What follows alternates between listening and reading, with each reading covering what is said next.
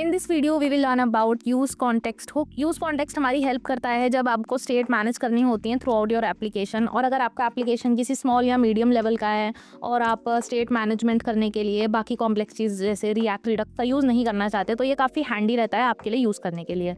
So by the end of this video you will have a very clear understanding कि आप use context hook को कैसे use कर सकते हो। And now let's go to the screen. तो here we are again at the React official documentation. तो यहाँ पे हम आ गए हैं यूज कॉन्टेक्स्ट हुक पे। तो it is a React hook that lets you read and subscribe to context from your component. So read का तो मतलब ठीक है, हमें पता है कि वो हम उस वैल्यू को जान सकते हैं, उस वैल्यू को हम अपने कंपोनेंट में शो करवा सकते हैं। बट सब्सक्राइब का क्या मतलब होता है? सब्सक्राइब का मतलब अभी हम आगे देखते हैं कि इस कॉन्टेक्स्ट में क्या है। सो इसका syntax just normal like any other syntax कि हम यहाँ पे क्या करते हैं, यूज़ कॉन्टेक्स्ट करते हैं और फिर उसके बाद कोई भी जो भी हमारा कॉन्टेक्स्ट होता है उसको हम यूज़ कर पाते हैं। ठीक है, फिर आ जाते हैं हम यूजेज पे डायरेक्टली। तो यूजेज में और इससे पहले हम ये देख लेते हैं कि नॉर्मल इसका सिंटैक्स आपको इसको इंपोर्ट करना पड़ता है और फिर आपके बाद ये आप इस कंपोनेंट में आप अपना यूज़ कर सकते हो इसको इस तरीके से। पैरामीटर मतलब हम यहाँ पे क्या देते हैं, अब कॉन्टेक्स्ट हम यहाँ पे दे रहे हैं इसको थीम कॉन्टेक्स्ट। थीम कॉन्टेक्स्ट क्या है? ये वो कॉन्टेक्स्ट है जो हमने बनाया होगा। ठीक है, ये हमने ऑलरेडी बना के रखा हुआ है, अब हम इसको डायरेक्ट कंपोनेंट में यूज़ कर रहे हैं। अब हमने उसको बनाया कहाँ, वो हम अभी आगे देखते हैं। बट आप अभी के लिए ये ध्यान रखो कि जो भी हम इसको पैरामीटर दे रहे हैं ना, थीम कॉन्टेक्स्ट, ये हमने ऑलरेडी बना के रखा हुआ है। ठीक है, और अब हम अपने इस वाले कंपोनेंट में इस एज अ थीम के नाम से उसको यूज़ करेंगे। तो ये चीज़ आपको अभी ध्यान में रखनी है। अब उसके बाद हम देखते हैं कि एक्चुअली में ये पूरा चीज़ वर्क कैसे करती है। तो अब यहाँ पे देखो, यहाँ पे वही चीज़ रिपीट हो रही है कि वो हमने थीम कॉन्टेक्स्ट बनाया। अब हम आते हैं कि ये चीज़ को हम वर्क कैसे करवाते हैं। तो होता क्या है कि कॉन्टेक्स्ट हमको पहले बनाना पड़ता है। जैसे सपोज करो कि आपका जो एप्लीकेशन है उसमें एक यूज़र है। अब आपको यूज़र की डिटेल्स हैं जो आप चाहते हो कि आपके हर कंपोनेंट के पास हो। ठीक है, अगर आप जो लॉगिन वाला आपका कंपोनेंट है आप चाहते हो कि लॉगिन कंपोनेंट के पास तो हो, बट प्रोफाइल कंपोनेंट जिसमें आपको उसका नाम दिखाना है और उसको एडिट करने की फंक्शनैलिटी देनी कि वो अपनी प्रोफाइल एडिट कर पाए, उसमें भी आपको उसकी डिटेल्स चाहिए होंगी। तो या तो आप क्या करो कि एज अ प्रॉप्स, हमने देखा था प्रॉप्स वाले वीडियो में कि हम क्या करते हैं, एक कंपोनेंट से दूसरे कंपोनेंट में अगर हमको पेरेंट से चाइल्ड पे डेटा भेजना होता है तो हम प्रॉप्स का यूज़ करते हैं। तो या तो आप प्रॉप्स का यूज़ करो, ठीक है, या फिर आप क्या करो, लेकिन प्रॉप्स का भी हम यूज़ क्या कर सकते हैं, हम पेरेंट से चाइल्ड को ही दे सकते हैं। तो या तो आपको क्या करना पड़ेगा कि अगर आपके दो सिबलिंग हैं, जैसे कि अगर आपका एक लॉगिन है एक साइनअप है, अगर आप साइनअप वाले कंपोनेंट में ये चेक करना चाहते हो कि उसने लॉगिन किया कि नहीं, तो आपको क्या करना पड़ेगा, लॉगिन के पेरेंट में। ठीक है, क्योंकि हमको पता है कि प्रॉप्स किस में जाएंगी, सिर्फ हमारे चाइल्ड में जाएंगी। तो आपको क्या करना पड़ेगा, पहले किसी पेरेंट में भेजना पड़ेगा, फिर उसके बाद आपको उसको उसके सिबलिंग में आप भेज पाओगे। तो आपको अपना लॉजिक लॉगिन की जगह शिफ्ट करके आपको कहाँ करना पड़ेगा, आपको उसके पेरेंट में रखना पड़ेगा। तो ये चीज़ आपको जब करनी पड़ती है ना, ऐसा अब आपको चाहिए, अब आपको उससे भी ऊपर वाले लेवल पे चाहिए, तो ये हो जाता है हमारा प्रॉप ड्रिलिंग। तो इस कॉन्सेप्ट को एलिमिनेट करने में हेल्प करता है हमारा यूज़ कॉन्टेक्स्ट, और वही हमारा रिडक्स भी करता है, जो कि हम आगे आने वाली वीडियोस में देखेंगे। बट अभी के लिए यूज़ कॉन्टेक्स्ट क्या करता है, आप क्या करते हो कि आप ऑलरेडी एक अलग जगह पे एक स्टेट बना लेते हो। इन केस ऑफ लॉगिन अभी हम उसी का एग्जांपल लेते हैं कि आप क्या करते हो, आप एक अलग स्टेट बना लेते हो और फिर उसको आप जो आपका कंपोनेंट, जितना भी आपका कंपोनेंट है ना, जैसे सपोज आपके बहुत सारे कंपोनेंट्स हैं तो उसका चाइल्ड है, किसी दूसरा कंपोनेंट है उसका चाइल्ड है, तो जिस भी कंपोनेंट में आपको इसकी नीड लगती है आप उनके जो मैक्सिमम पेरेंट होता है, जैसे पूरे आप ऐप को उस जो आपने कॉन्टेक्स्ट बनाया हुआ होता है उससे आप रैप कर देते हो। तो क्या कर दिया हमने कि हमने जो सबसे ऊपर वाला पेरेंट था ना, हमने वहाँ पे उस पूरे डेटा को भेज दिया और अब वो डेटा कहाँ जाएगा, अब वो नीचे के जितने भी चाइल्ड हैं वो उसको यूज़ कर पाएंगे। ठीक है, आई नो कि बहुत ज़्यादा थ्योरी हो गई यहाँ पे इसमें, बट ये थोड़ा ज़रूरी है आपको इसको सही से विजुअलाइज करने के लिए। तो अब यहाँ पे हमने क्या करा, यहाँ पे एक पेज था, ठीक है, और अब हम देखते हैं कि इसको एक्चुअली में हम करते कैसे हैं थ्रू सिंटैक्स, कि हम उसको यूज़ कैसे कर पाते हैं। तो देखो, ये है हमारा थीम कॉन्टेक्स्ट डॉट प्रोवाइडर। जब भी आप कोई भी कॉन्टेक्स्ट बनाते हो ना, तो सबसे पहले तो आपको उसको क्रिएट करना पड़ता है। देखो, ये है प्रॉपर एग्जांपल कि आप कैसे बनाओगे उसको। ये कंपोनेंट है लॉगिन साइन अप। अब क्या करोगे, सबसे पहले आपको सबसे पहली जो चीज़ यूज़ करनी पड़ेगी वो यूज़ करना पड़ेगा क्रिएट कॉन्टेक्स्ट। क्रिएट कॉन्टेक्स्ट क्या करता है, आप यहाँ पे लिखोगे क्रिएट कॉन्टेक्स्ट, इसको दोगे इनिशियल वैल्यू जो भी आप रखना चाहते हो, आप नल रखो कोई नहीं चलेगा। ठीक है, फिर यहाँ पर आप लिखोगे इसका नाम, जो भी आप अपने कॉन्टेक्स्ट का नाम रखना चाहते हो। तो यहाँ पे हमने लिखा थीम कॉन्टेक्स्ट, क्योंकि मैं इसमें अपने थीम से रिलेटेड डिटेल लिखना चाहती हूँ। ठीक है, अभी तक हमने कुछ नहीं कॉम्प्लेक्स करा, अभी सिर्फ हमने क्रिएट करा है कॉन्टेक्स्ट को, हम उसको रिएक्ट को बता रहे हैं कि हम ये चीज़ क्रिएट करने वाले हैं। और ये चीज़ आप कहाँ कर रहे हो, देखो ये आप कॉम्पोनेंट के बाहर कर रहे हो। यूजुअली जो काफ़ी सारा कोड होता है वो हम यहाँ करते हैं ना, रिटर्न के और इसके बीच में, बट ये आप क्या कर रहे हो, ये आप कंपोनेंट के इधर बाहर कर रहे हो, तो यहाँ पे आपने क्रिएट करा, इसको यहाँ पे मत लिखना आप, ये हम यहाँ पे इसके बाहर कंपोनेंट के बाहर क्रिएट कर रहे हैं, क्रिएट कॉन्टेक्स्ट। जब आपने थीम कॉन्टेक्स्ट क्रिएट कर लिया, ठीक है, हमने अभी सिर्फ उसका नाम रखा है कि चल बेटा तेरा नाम होगा थीम कॉन्टेक्स्ट। थीम कॉन्टेक्स्ट अब हमने नाम रखने के बाद अब हम क्या करेंगे, हम इस केस में क्या कर रहे हैं, देखो थीम कॉन्टेक्स्ट डॉट प्रोवाइडर, हम ये बता रहे हैं रिएक्ट को कि देखो थीम कॉन्टेक्स्ट डॉट प्रोवाइडर मतलब ये जो हमारा ये हमने कॉन्टेक्स्ट बनाया है थीम कॉन्टेक्स्ट के नाम से, ये क्या चीज़ प्रोवाइड करेगा, ये हम यहाँ पे आगे लिख रहे हैं। तो वैल्यू में हमने क्या लिख दिया, डार्क, यानी कि थीम कॉन्टेक्स्ट डॉट प्रोवाइडर इसको ये क्या इन्फॉर्मेशन लेके जा रहा है आगे, डार्क, जो कि एक स्ट्रिंग है, ठीक है। और अब इसके अंदर जो भी चीज़ें आएंगी, लाइक यहाँ पे तो हमने सीधा इसके अंदर फॉर्म रख दिया, बट यूजुअली हम क्या करते हैं, ये जो कोड है ना, ये ऐसे थीम कॉन्टेक्स्ट डॉट प्रोवाइडर, ये हम जो हमारी ऐप वाला कंपोनेंट होता है ना ऐप डॉट जेएस में, इंडेक्स डॉट जेएस में, उसके अंदर हम लिखते हैं, ताकि जितने भी उसके अंदर जितने भी कंपोनेंट होते हैं ना ऐप डॉट जेएस के, सबके में ये हो जाए, लाइक सब इसको यूज़ कर पाए। बट यहाँ पे फॉर सिंप्लिसिटी हमने सिर्फ एक कंपोनेंट रखा है, ये दिखाने के लिए कि देखो अभी ये अंदर वाला कंपोनेंट इसको यूज़ कर पाएगा। अब फॉर्म पे जाते हैं, अब देखो अभी तक हमने कुछ भी नहीं किया इतना ज़्यादा कॉम्प्लेक्स, हमने क्रिएट करा कॉन्टेक्स्ट को सबसे पहले, उसका सिर्फ एक नाम रखा, फिर उसके बाद हमने जस्ट ये जो हमारा माई ऐप कंपोनेंट था इसके अंदर हमने ये लिखा कि देखो थीम कॉन्टेक्स्ट डॉट प्रोवाइडर है, इसके अंदर जो इन्फॉर्मेशन कैरी कर रहा है ये इसका नाम है, और ये प्रोवाइडर है, यानी कि ये देगा जो भी आगे इन्फॉर्मेशन होगी ये देगा। क्या इन्फॉर्मेशन देगा वो देंगे हम वैल्यू के अंदर, वैल्यू के अंदर हमने लिख दिया डार्क, और इसके अंदर क्या है, फॉर्म। तो देखो अब आ जाते हैं हम फॉर्म पे। अब आप देखो फॉर्म के अंदर कुछ भी नहीं है, पैनल बना हुआ है, एक टाइटल है जिसमें बटन्स है, ठीक है। अब देखो फॉर्म के अंदर हमारे कंपोनेंट डले हुए हैं ना, कुछ पैनल भी है और बटन भी हैं। अब देखो अब आ जाता है पैनल पे। अब पैनल क्या क्या ले रहा था इन्फॉर्मेशन, टाइटल ले रहा है और एक चिल्ड्रन ले रहा है। चिल्ड्रन मतलब जो भी, चिल्ड्रन का मतलब होता है जो भी इस कंपोनेंट के अंदर आपने रैप किया है ना उसको हम चिल्ड्रन बोलते हैं। तो देखो पैनल क्या ले रहा है, एक तो चिल्ड्रन ले रहा है और एक टाइटल ले रहा है। तो अब देखो अब पैनल यहाँ पे कहीं पर भी नहीं लिखा था, यहाँ पे क्या लिखा था, फॉर्म। पैनल किसके अंदर है, फॉर्म के अंदर। बट हम पैनल के अंदर क्या करेंगे, अब हम देखो हम उस कॉन्टेक्स्ट को जो कि हमने क्रिएट करा था वो हम यूज़ कर रहे हैं पैनल के अंदर। हम लिखेंगे यूज़ कॉन्टेक्स्ट जो कि हमारे हुक का नाम है, यूज़ कॉन्टेक्स्ट, फिर हम यहाँ पे लिखेंगे थीम कॉन्टेक्स्ट। थीम कॉन्टेक्स्ट हमारा वो था जो हमने जो नाम रखा था ना उसका, वो लिखेंगे हम थीम कॉन्टेक्स्ट। और अब इसमें वैल्यू के अंदर हम क्या दे रहे थे, क्या नाम दे रहे थे, वो जो हमने बनाया था ना थीम। तो यहाँ पे हम ये कुछ भी नाम दे सकते हैं, ये तो जस्ट हम जैसे हम देते हैं ना यूज स्टेट के केस के उसके स्टेट में कि सेट काउंट वही चीज़। तो यहाँ पे आप कुछ भी नाम दो, उससे कोई फ़र्क नहीं पड़ता, बट ऐसा नाम देना जो आपको थोड़ा ईजी हो याद करने में। तो यहाँ पे आपने दे दिया थीम। अब हमने क्लास लगा दी, इसमें एक वेरिएबल बना दिया, क्लास नेम पैनल थीम।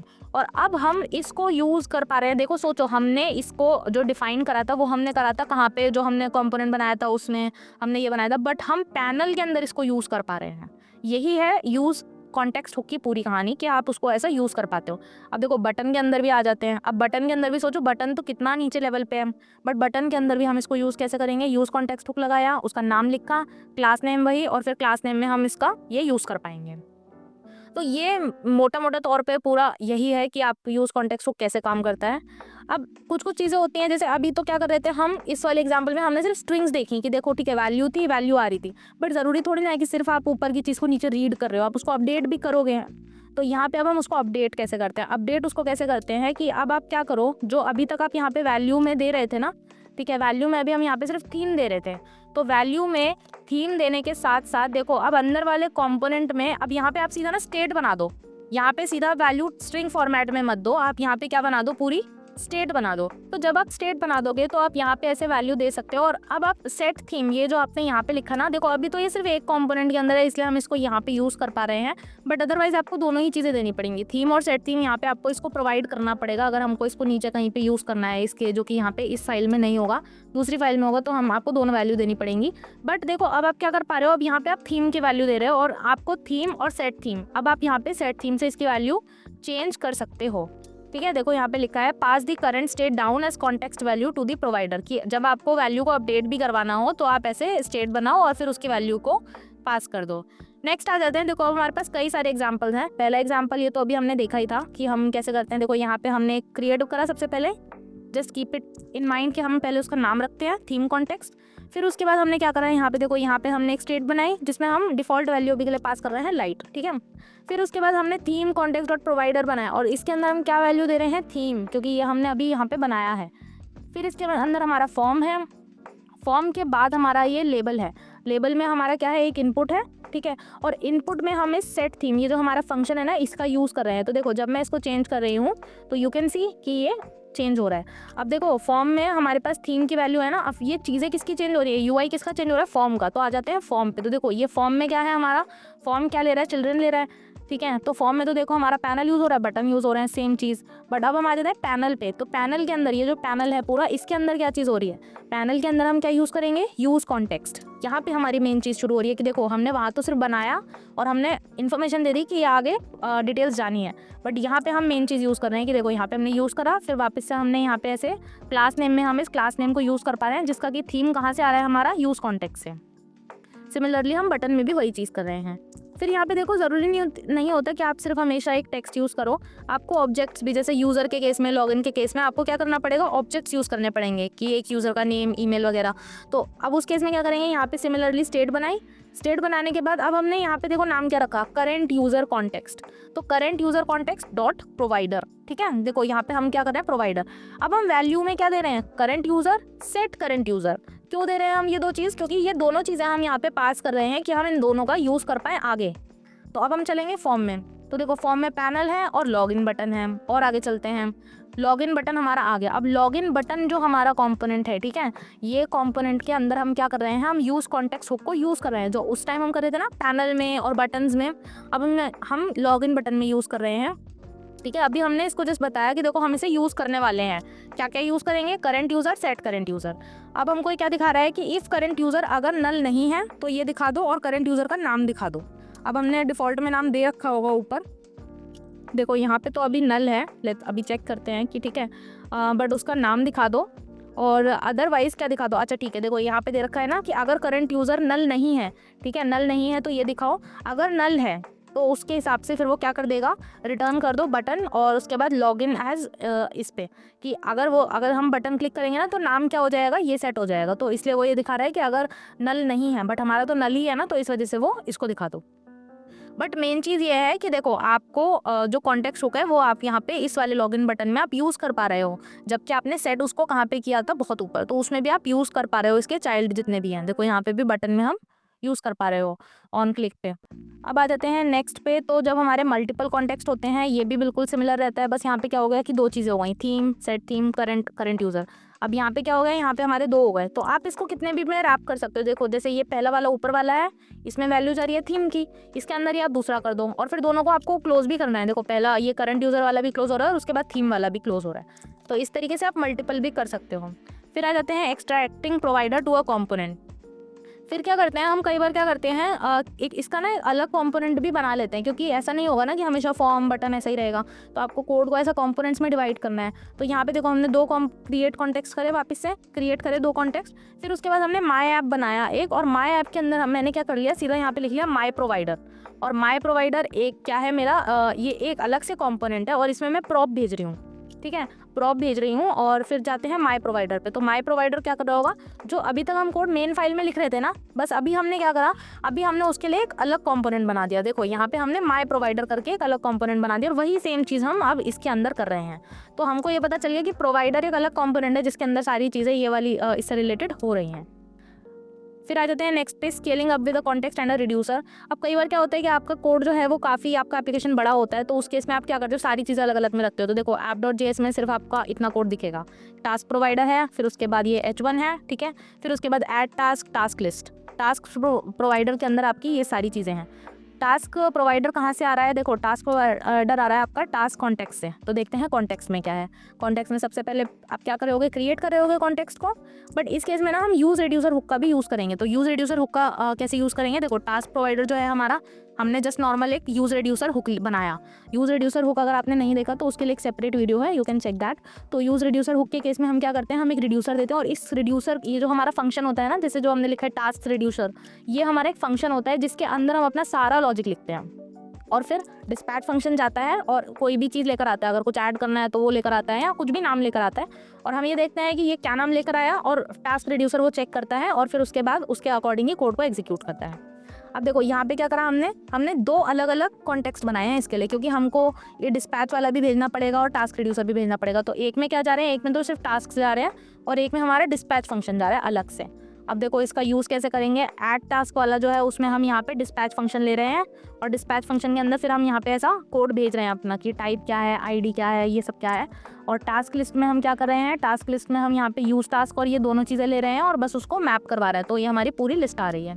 थोड़ा शायद कॉम्प्लेक्स लग रहा हो स्टार्टिंग में, बट आप जैसे बाकी वाले एग्जाम्पल देखोगे ना पहले और उनको थोड़ा एग्जीक्यूट करोगे और उनमें थोड़ा चेंजेस करके उनको समझोगे तो आपके लिए काफ़ी ये ईजी हो जाएगा। नेक्स्ट आ जाते हैं कि क्या होता है कि आप कई बार ऐसा डिफ़ॉल्ट भी दे सकते हो, पहले हम नल दे रहे थे ना, तो आप ऐसा डिफ़ॉल्ट वैल्यू भी दे सकते हो उसमें जब भी आप कोई कॉन्टेक्स्ट को क्रिएट कर रहे हो। फिर ये है कि आप जैसे यहाँ पे हमने लाइट दे दिया है इसको, टॉगल थीम को आप ऐसा चेंज कर सकते हो जैसे यहाँ पे है ना। फिर आ जाते हैं कि आप कितनी बार इसको ओवरराइड कर सकते हो। अगर आपका सबसे ऊपर वाला है ना तो आप इसको बहुत बार ऐसा ओवरराइड भी कर सकते हो, जैसे यहाँ पे देखो ये अंदर है फिर उसके बाद यहाँ बाहर है, तो इस तरीके से आप ओवरराइड कर सकते हो। फिर इसके एग्जाम्पल्स हैं कि किस तरीके से देखो जैसे ओवरराइड कर रखा है, ये अभी के लिए इतना इंपॉर्टेंट नहीं है। Optimizing re-renders between passing objects and functions, तो you can pass any values via context including objects and functions। तो ऐसा नहीं है कि सिर्फ आप यहाँ पे set state या फिर आप कोई string ही पास कर सकते हो, आप ऐसे functions वगैरह भी पास इसमें कर सकते हो, ठीक है। फिर उसके बाद देखो यहाँ पे फंक्शन पास करें, बट आपको ये ध्यान रखना है कि देखो जितनी बार भी कॉन्टेक्स्ट बनेगा ना तो उतनी बार वो न्यू नहीं बनना चाहिए, तो उस केस में आप यूज़ कॉल बैक और हमारा यूज़ मेमो का यूज़ करो कि जिससे कि वो बार बार वैल्यू अगर उसमें कुछ चेंज ना आए तो आपके ऑप्टिमाइजेशन, आपका ऐप जो है वो बार बार सेम चीज़ को नहीं दिखाए, ठीक है, वो बार बार मेमोरी में नहीं क्रिएट हो। फिर आ जाते हैं कुछ इश्यूज़ जो कि इस यूज़ कॉन्टेक्स्ट हुक में आ सकते हैं आपको, and how you can prevent them. तो दिस वन इज सेइंग कि my component doesn't see the value from the provider. तो अगर आप वैल्यू नहीं देख पा रहे तो हो सकता है कि आपने जो कॉम्पोनेंट है ना और जो आपने जहाँ पे आपको यूज़ कर रहे हो आप उसको, एक तो होता है जिसमें हम क्रिएट कर रहे हैं, ठीक है, क्रिएट कॉन्टेक्स्ट और उसमें हम डॉट प्रोवाइडर लिखते हैं, और एक होता है कि जिसमें हम यूज़ कर रहे हैं उसको, ठीक है। तो उस केस में क्या करना है आपको कि आप ये ध्यान रखो कि वो दोनों सेम तो नहीं है, कहीं आप सेम में यूज़ करके उसको यूज़ करने की कोशिश करो सेम में ही बना के, तो ये चीज़ का ध्यान रखो। और ये भी देखना कि अगर आपका नहीं हो रहा, नहीं अगर आप वैल्यू आपको नहीं दिख रही तो आपने जो हम जब भी कोई कॉन्टेक्स्ट बनाते हैं तो हमको डॉट प्रोवाइडर भी देना होता है, उसमें वैल्यू भी मेंशन करनी होती है, तो ये भी आपको ध्यान रखना है कि ये चीज़ भी आपने करी है, ठीक है। फिर उसके बाद आ जाते हैं I am always getting undefined from the context although the default value is different. तो अब ये कब होता है, जब आप वैल्यू देना भूल जाते हो कि अगर आपको अनडिफाइंड आ रहा है तो या तो आपने वैल्यू नहीं दी है या फिर आपने यहाँ पे गलती कर दी कि आपने वैल्यू की जगह ना यहाँ पे कुछ नाम दे दिया है, लेकिन यहाँ पे आपको हमेशा वैल्यू देनी होती है, नाम आपको वैल्यू यहाँ पे वर्ड लिखना पड़ेगा, ठीक है, और इस तरीके से आपको यहाँ पे इसका वैल्यू का वर्ड देना पड़ेगा। So that's it for this video. If you like this video, please give it a like and subscribe to this channel. If you have any feedback, please do share it with me in the comment section below. Thank you so much for watching.